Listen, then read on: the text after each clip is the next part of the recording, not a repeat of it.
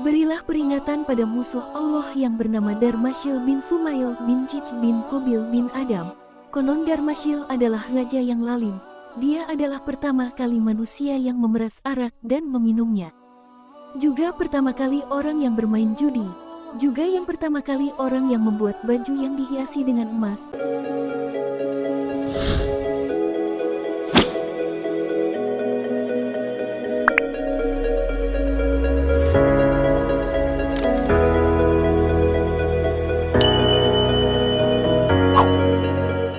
Kemudian Raja Darmasyil mati, dan diganti anaknya yang bernama Tubin, yang sifatnya lebih kejam daripada ayahnya.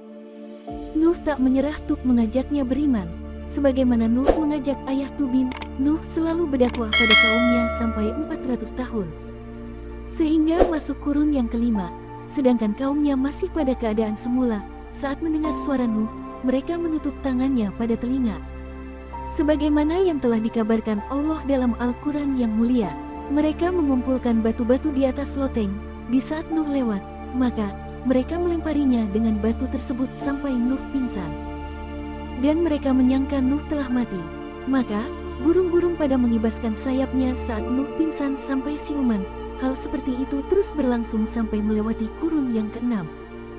Ketika memasuki kurun yang ketujuh, dan Tubin pun telah mati, dan digantikan putranya yang bernama Togrodos, yang mana lebih lalim lagi daripada ayahnya.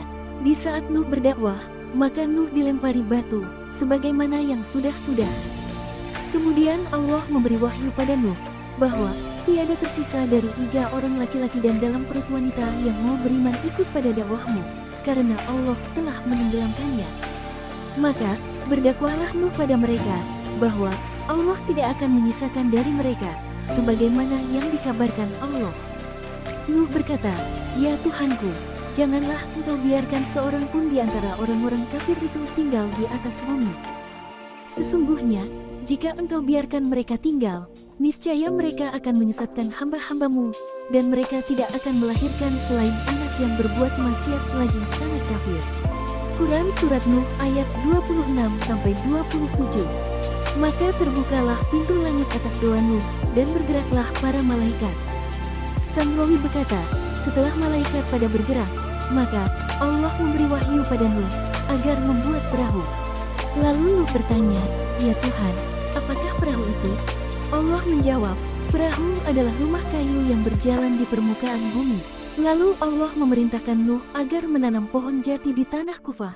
Ada yang bilang pohon Apnus. Dan kemudian Nuh menanamnya, dan membiarkannya tumbuh sampai 40 tahun sampai penebangan. Langit dicegah hujan dan bumi dicegah menumbuhkan pepohonan. Di waktu itulah langit tidak meneteskan air hujan, dan bumi pun tak menumbuhkan rumput. Wanita-wanita, hewan jinak maupun buas juga tak bisa beranak, bahkan burung pun tak bisa bertelur.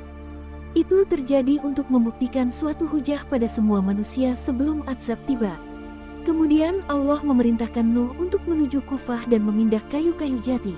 Lalu, Nuh bingung bagaimana cara memindahkan kayu tersebut. Maka, Allah memberi wahyu pada Nuh bahwa, sesungguhnya Iwad bin Unuk yang mampu menggendongnya. Al-Kisai berkata, sesungguhnya, Anuk ibunya Aud adalah keturunan dari anak cucu Adam yang buruk rupa, dan buruk pula bentuk tubuhnya. Dia adalah tukang sihir yang mahir.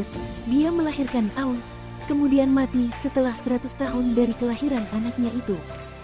Ketika Aud sudah dewasa, ia berubah wujud menjadi raksasa, yang tinggi badannya mencapai 600 siro.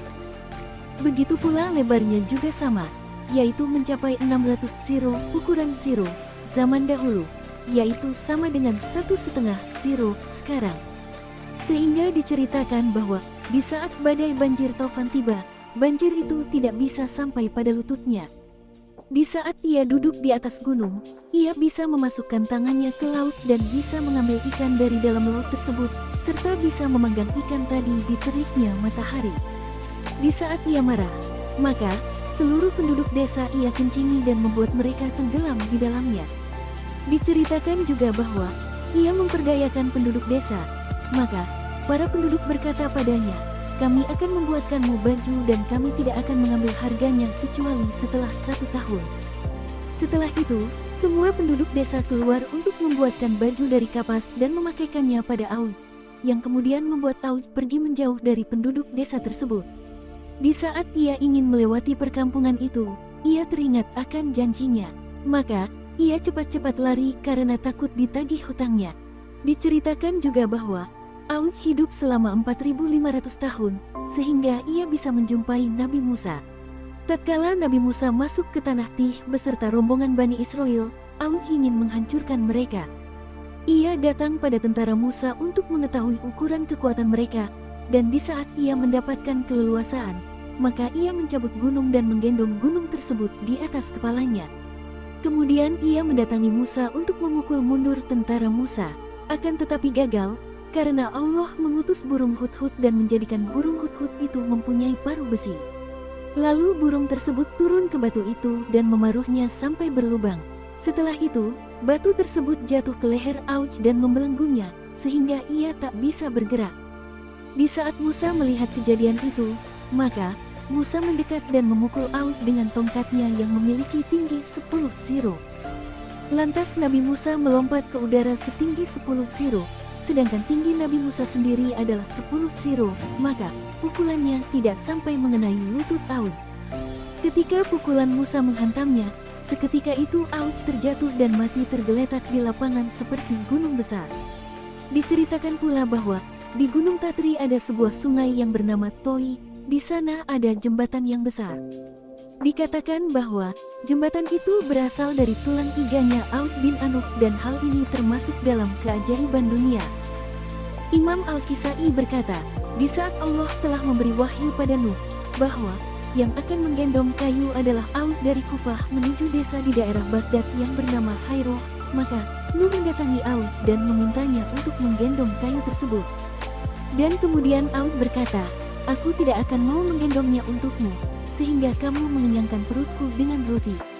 Di waktu itu, Nabi Nuh membawa 3 potong roti yang terbuat dari gandum dan memberikannya pada Aud 1 iris dan berkata, makanlah roti ini.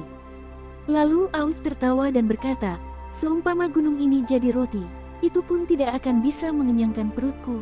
Bagaimana mungkin aku bisa kenyang hanya dengan irisan roti ini? Kemudian Nuh memotong irisan roti tersebut dan mengucapkan, Bismillahirrohmanirrohim, lalu berkata, makanlah. Maka Aud memakannya, lalu Nuh memberinya seiris roti lagi. Akan tetapi ia menolak, karena sudah merasa kenyang dengan memakan setengah irisan roti tadi dan tidak mampu untuk memakannya lagi. Dan setelah itu, Aud menggendong semua kayu mulai dari Kufah sampai Hairoh dengan sekali muatan.